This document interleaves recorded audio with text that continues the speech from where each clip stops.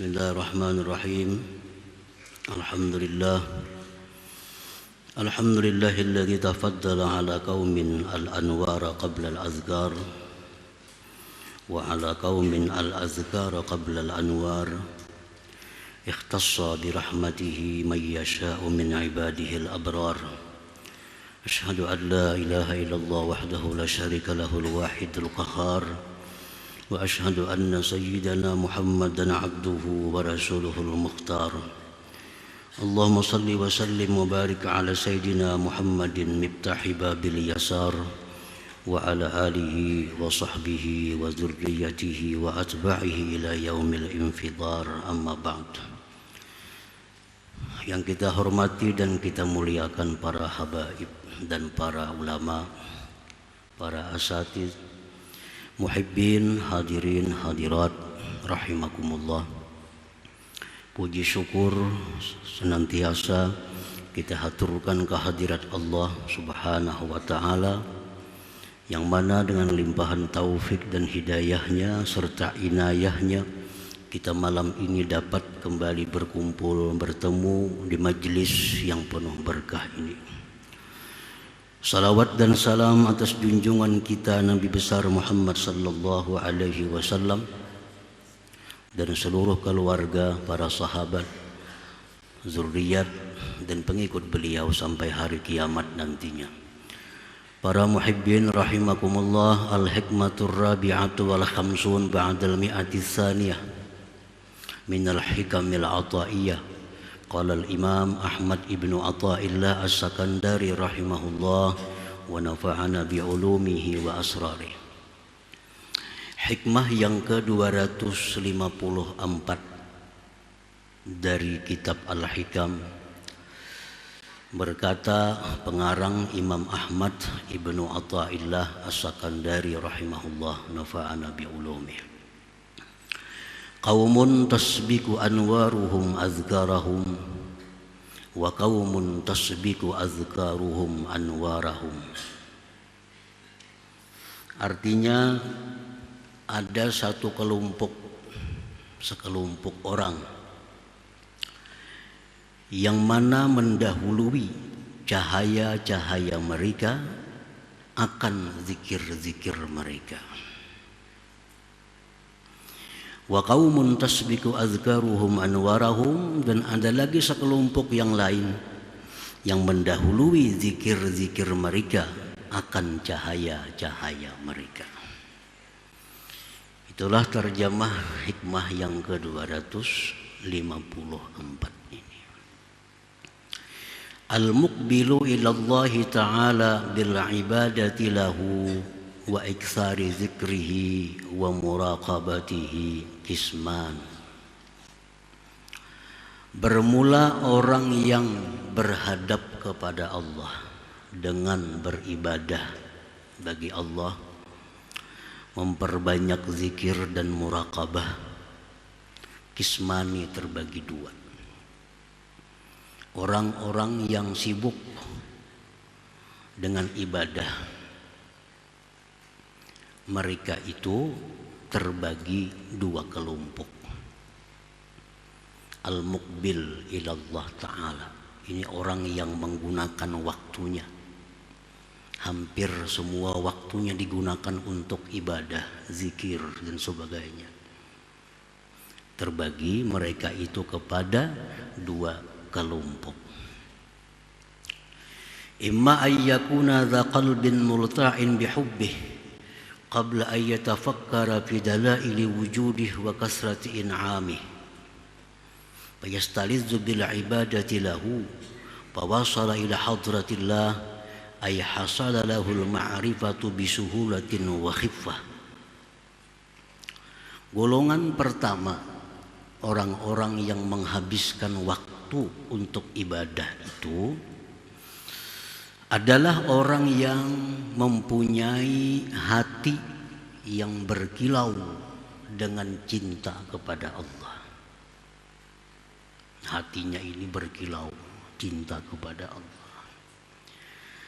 Sebelum bahwa mereka itu tafakkur tentang dalil-dalil adanya Allah, sebelum mereka tafakkur banyaknya nikmat yang diberikan Allah.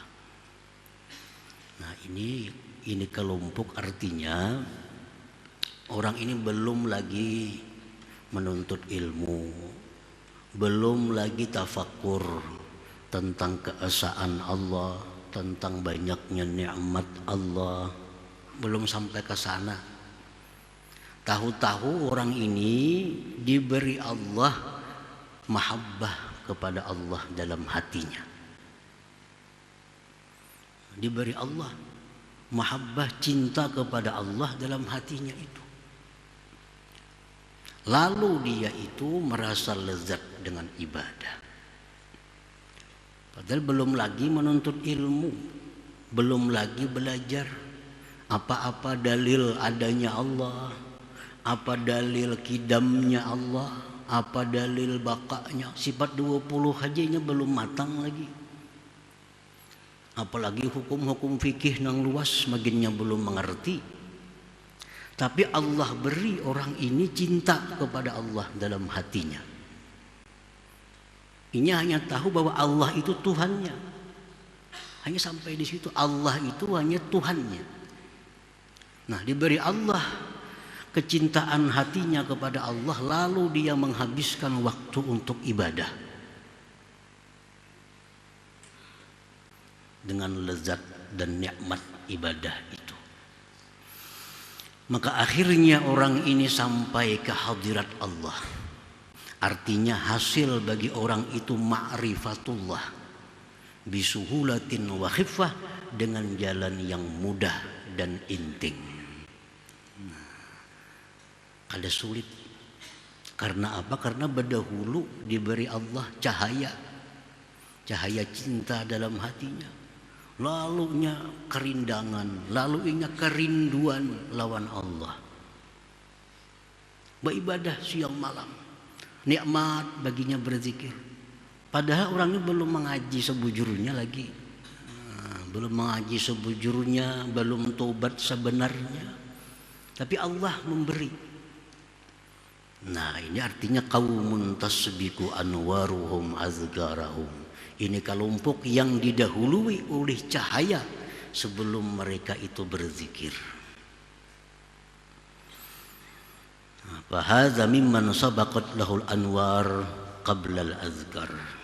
Wa hadha yasduqu alaihi qauluhu ta'ala. Dan ini kelompok termasuk dalam firman Allah, yakhtassu bi rahmatihi may yasha. Allah menghususkan, mengistimewakan dengan rahmatnya akan orang yang Allah kehendaki. Ini orang-orang yang diistimewakan oleh Allah, tanpa susah payah, tanpa melalui halangan, rintangan. Diberi Allah langsung ke dalam hatinya cahaya cinta kepada Allah. Akhirnya dia cinta kepada Allah, padahal belum tahu apa-apa lagi tentang Allah Subhanahu wa ta'ala. Nah, ini Allah menyebutkan dalam Al-Quran, yakhtassu bi rahmatihi may yasha. Allah bisa memberi itu kepada orang-orang yang dia kehendaki dengan rahmatnya. Wa min hadzal fariq Ibrahim ibnu Adham wa amsaluh. Termasuk dalam golongan ini seperti Imam Ibrahim bin Adham dan kawan-kawannya. Ibrahim bin Adham ini seorang laki-laki yang hidupnya dalam istana kerajaan, yang bergelimang dengan harta kekayaan. Hobinya, kesukaannya berburu, jauh dengan nilai-nilai agama. Nah, suatu hari Ibrahim bin Adham ini berburu. Nah, berburu kayak biasanya berburu, sukanya berburu. Tahu-tahu timbul dalam hatinya geritik. Nah, dalam hatinya bisikan timbul. Alihada khuliqta. Apakah engkau diciptakan Allah untuk berburu? Timbul dalam hatinya geritik itu. Apakah aku dicipta Allah untuk berburukah hidup ini untuk apa? Nah, di saat itulah Ibrahim bin Adham melepas pakaiannya, Dia tinggalkan istana, dia mengembara akhirnya sampai ke kota Mekah. Di sana dia berjumpa dengan para imam dan menuntut ilmu di sana sampai beliau ma'rifat kepada Allah Subhanahu wa taala. Nah, ini orang dengan nyaman, dengan perasaan lezat tanpa melalui susah payah. Siapa lagi contohnya? Fudail bin Iyad rahimahullah. Fudail bin Iyad ini yang dikenal sebagai qati'ut tariq, seorang perampok. Nah, perampok jauh dengan nilai-nilai agama. Satu malam begitu hendak merampok, mendengar ada lantunan satu ayat Al-Quran. Alam ya'ni lilladzina amanu an takhsha'a qulubuhum li dzikrillah. Itu ayatnya. Begitu mendengar ayat itu, Fudail bin Iyad ini terketuk hatinya. Kapan aku tobat? Kapan aku kembali kepada Allah? Nah, pada malam itu juga Fudail bin Iyad mengembara sampai ke kota Mekah menuntut ilmu di sana, akhirnya menjadi seorang waliullah yang ma'rifat dengan Allah Subhanahu wa taala tanpa ada yang mengajak, kada ada yang memaksa, kada ada yang membawai, dengan keringanan hatinya sendiri dilontarkan oleh Allah Subhanahu wa taala. Zunnun al-Misri, salah seorang aulia Allah yang terkenal di Mesir. Dulunya suka mabuk, dulunya suka macam-macam kejahatan, jauh dari agama. Nah, begitu beliau satu saat mendengar Imam Hasan Basri sedang ceramah di suatu masjid, terketuk hatinya. Akhirnya langsung tobat kepada Allah dan menuntut ilmu, beribadah dengan nikmat, dengan lezat sampai kepada ma'rifat Allah Subhanahu wa taala. Nah, ini golongan pertama yang mencapai makrifat dengan inting, dengan mudah, tanpa ada paksaan, tanpa ada himbauan, tanpa ada yang mengajaknya.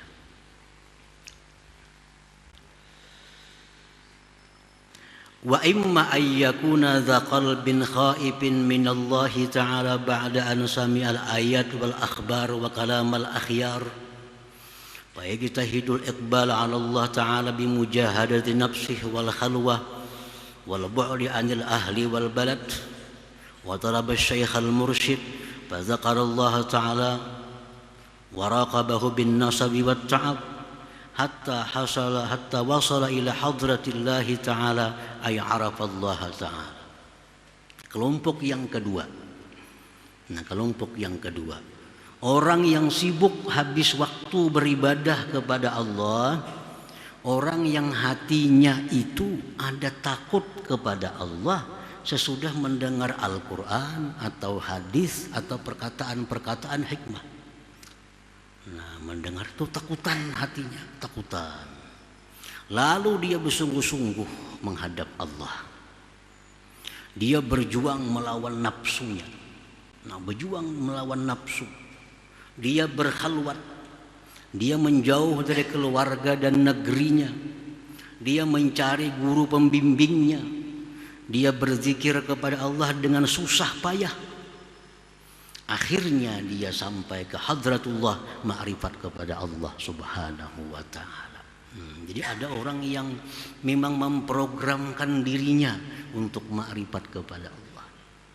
Memang sejak awal ini sudah punya program untuk jadi orang yang ma'rifat kepada Allah. Lalu dia mengamalkan ini, amalkan itu, baca ini, baca itu dengan susah payah, dengan melawan hawa nafsunya. Akhirnya ma'rifat kepada Allah Subhanahu wa taala. Nah, wa hadza mimman sabaqat lahul azkar qabla al-anwar. Inilah orang yang berdahulu berzikir sebelum datangnya cahaya dari Allah Subhanahu wa taala. Berzikir dulu, bermodal dulu, hanya datang cahaya dari Allah. Nah, kalau pertama tadi cahaya datang berdahulu, lalu mudah ini dengan zikir dengan sebagainya. Ada yang kedua ini susah payah. Wa yasduqu alaihi qauluhu ta'ala, dan ini termasuk dalam firman Tuhan, walladzina jahadu fina lanahdiyannahum subulana. Allah berfirman, orang yang sungguh-sungguh berjuang, berjalan di jalan kami, kami akan berikan dia petunjuk ke jalan kami. Nah, orang yang sungguh-sungguh hendak ma'rifatullah, sungguh-sungguh hendak mengenal Allah, Allah bersumpah, lanahdiyannahum subulana, pasti mereka akan kami beri petunjuk untuk ma'rifat kepada Allah Subhanahu wa ta'ala. Tapi jahadu, berjuang. Nah, berjuang, berkhalwat, meninggalkan kampung, berzikir sekian, dipaksanya nafsunya. Akhirnya diberi Allah jiwa ma'rifat itu.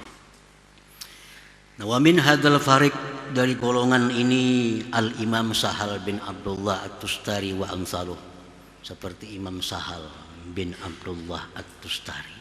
Ini contoh seorang waliullah, seorang yang ma'rifat kepada Allah mulai awal, tahapan pertama, tahapan kedua, sampai seterusnya mendapat ma'rifat. Satu demi satu dilaluinya, rintangan dan sebagainya. Para muhibbin rahimakumullah, Imam Sahal ini belum lagi umur 7 tahun sudah qiyamul lail tiap malam. Belum umur 7 tahun sudah bangun jam 2. Karena Sidin sudah punya tujuan hendak makrifat kepada Allah. Nah, ini kan orang mulai awal, mulai nol. Amalan Sidin apa? Allahu ma'i, Allahu nazirun ilayya, Allahu syahidun alayya. Itu yang dibaca Sidin dalam hati. Allahu ma'i, Allah bersamaku, Allahu nazirun ilayya, Allah memandang kepadaku, Allahu syahidun alayya, Allah selalu menyaksikan aku. Itu kada terlepas di hati Sidin. Allah ma'i, Allah besertaku, Allah selalu memandang kepadaku, Allah selalu menyaksikan gerak-gerikku.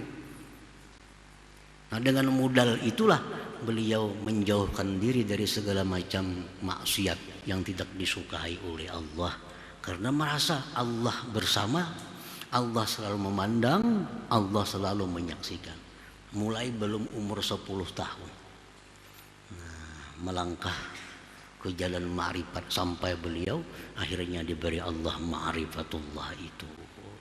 Nah, jadi ini dua kelompok orang mencapai ma'rifat, ada dua. Satu, orang yang lebih menunjul karunia Allah, yang pertama tadi. Nah, yang kedua lebih menunjul usahanya. Nah, usahanya untuk mendapatkan karunia Allah itu. Para muhibbin rahimakumullah,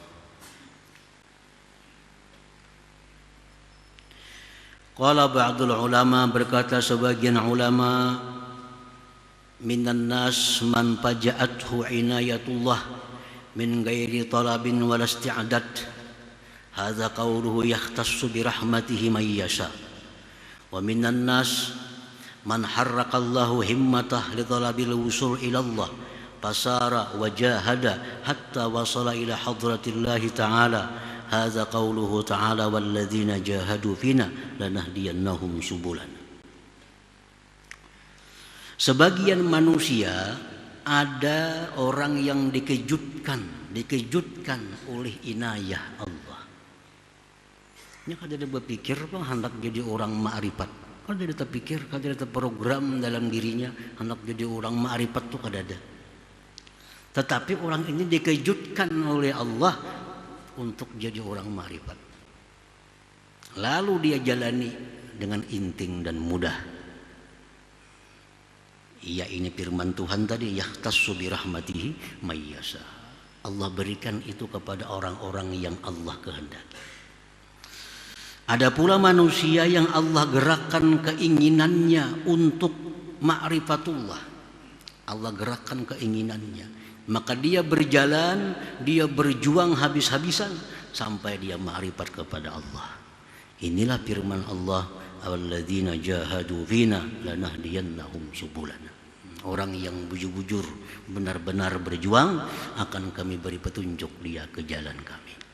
Nah, para muhibbin rahimakumullah, Asyaqiyyu minan nas man la lahu anwar wala azkar wala lahu azkar wala anwar. Kelompok pertama, kelompok orang yang beruntung. Kelompok yang kedua, kelompok orang yang beruntung juga. Kenapa? Karena sama-sama pada dapat ma'rifat. Sama-sama dapat ma'rifat. Yang pertama dapat, yang kedua dapat. Ini beruntung kedua-duanya.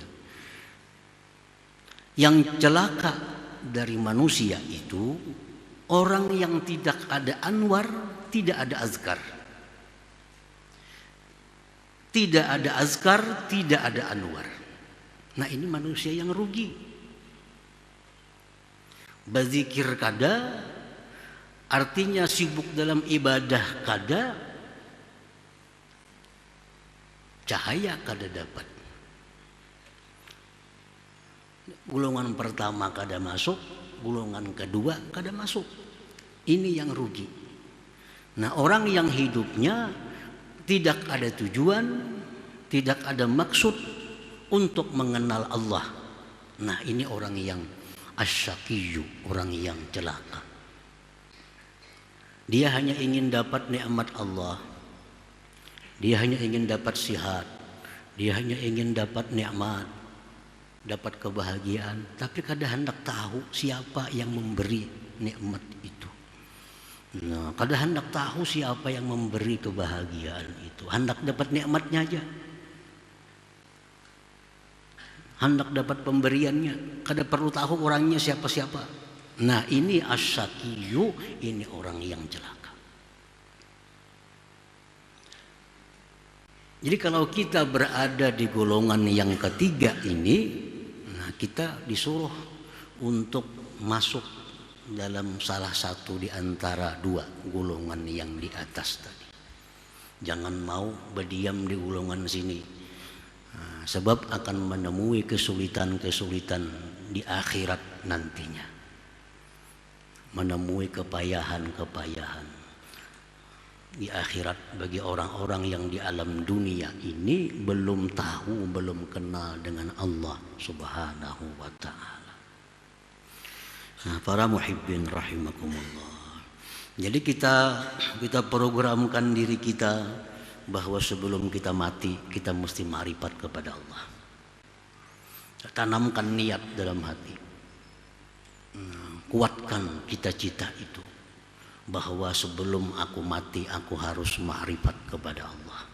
Jangan jadi orang gelandangan, orang yang masuk golongan pertama kada, golongan kedua kada.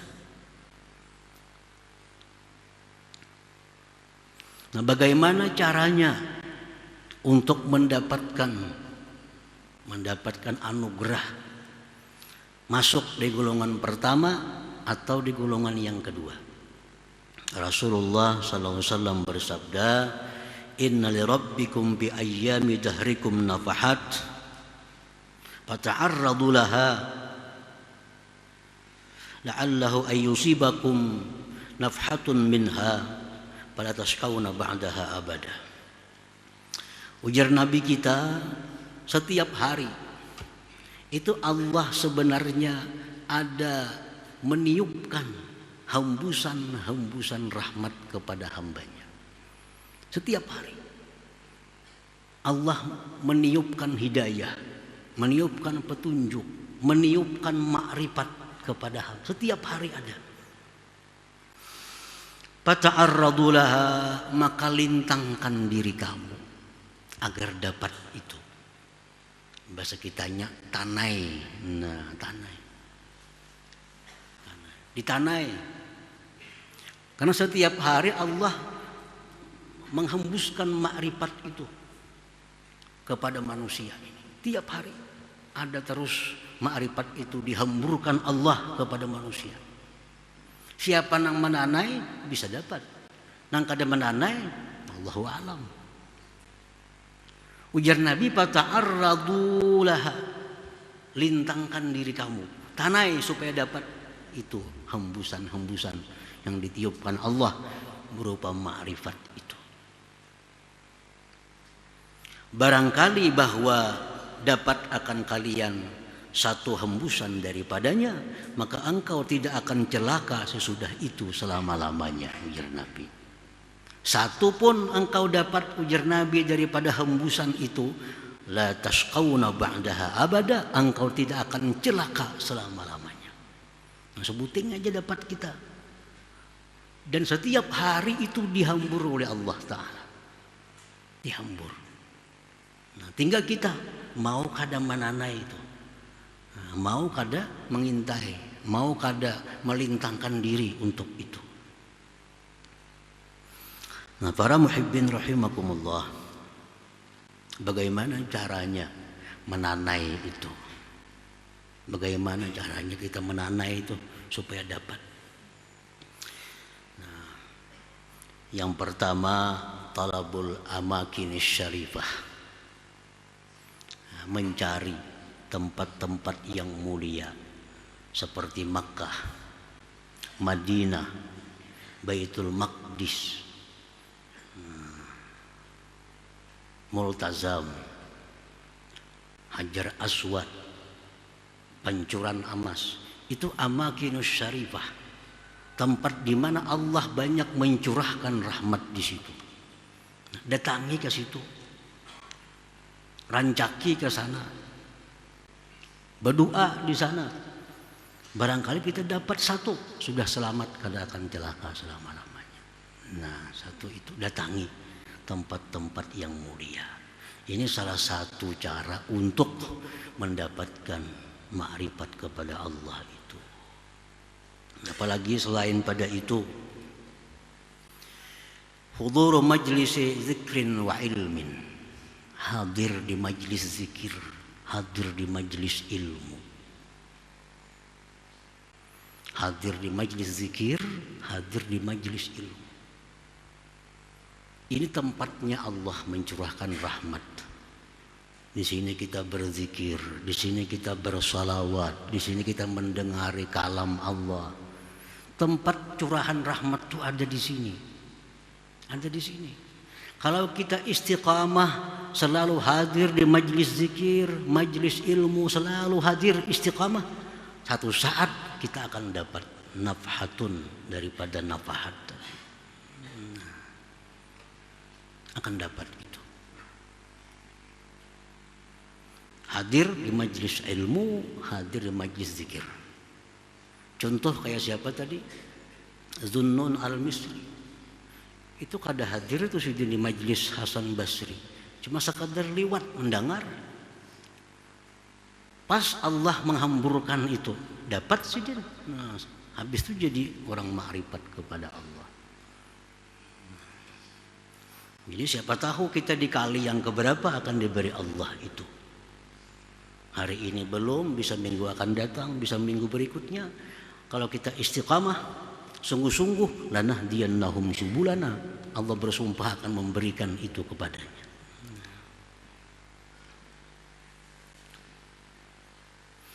Yang ketiga, ziaratul awliya was salihin fi hayatihim wa mamatihim. Ziarah bailang kepada aulia, wali-wali Allah, bailang kepada orang-orang saleh, baik yang masih hidup atau di kubur-kubur mereka. Kubur. Kenapa bailang ke kubur? Maka sih ini kada bisa napa-napa, orang sudah mati. Kalau kita ziarah bailang kepada orang saleh, orang yang hatinya selalu zikir kepada Allah, tubuhnya diliputi rahmat Allah, kita bailang ke sana, kita dapat rahmat itu. Dapat rahmat itu. Nah, ziarah kubur mereka apa? Kubur mereka. Kubur para nabi, kubur orang-orang saleh, itu dijelaskan raudhatun min riyadil jannah, satu taman dari taman surga. Ini oleh Nabi yang menjelaskan. Kubur para nabi, kubur orang saleh, itu raudhatun min riyadil jannah, satu taman dari taman surga. Surga itu gudangnya rahmat Allah. Walaupun kita duduk di sana kata bacaan apa-apa, duduk jadi kubur, di hadapan kubur orang saleh, duduk sana. Asa pikiran kita positif, kita akan dapat rahmat Allah Subhanahu wa taala. Karena yang kita hadapi ini adalah satu taman dari tamannya surga. Nah, lain hal kuburnya orang kafir, kuburnya orang-orang ahli maksiat. Itu disebut apa? Hufratun min hufarin niran, satu jurang daripada jurangnya api neraka. Jangan duduk di situ. Jangan duduk di kuburan Cina. Karena apa? Karena itu ujar Nabi, hufratun min hufarin niran, satu jurang daripada jurangnya api neraka. Dan neraka ini adalah kumpulan daripada kemurkaan Allah Subhanahu wa taala.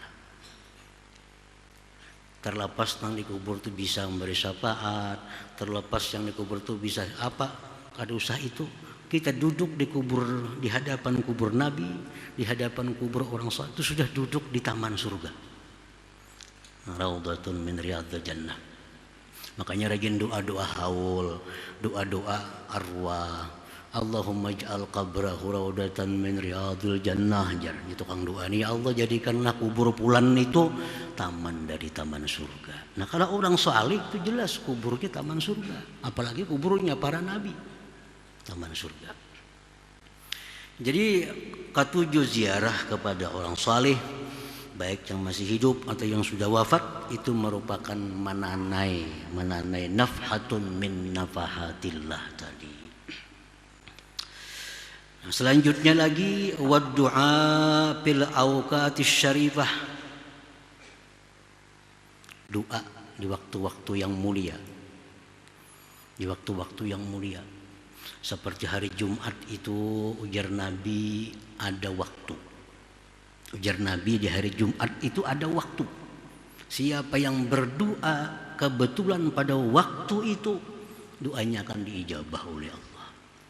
Nah, intai waktu itu. Kapan waktunya? Ada yang mengatakan waktu terbit matahari, ada yang mengatakan menjelang tenggelamnya matahari.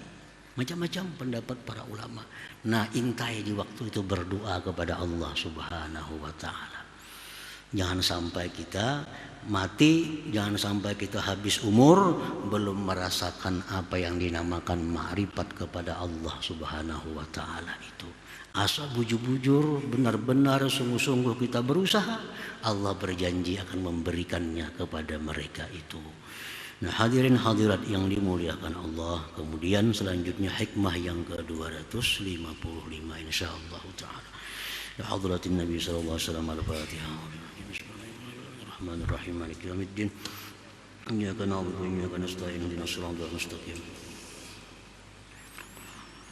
Ya Allah biha, ya Allah biha, ya Allah husnul khatimah, ya Allah biha, ya Allah biha, Allah bi husnul khatimah, ya Allah biha, ya Allah biha, ya Allah bi husnul khatimah, ya rajul minhu syafa'atan sallu alaihi sallimu taslima.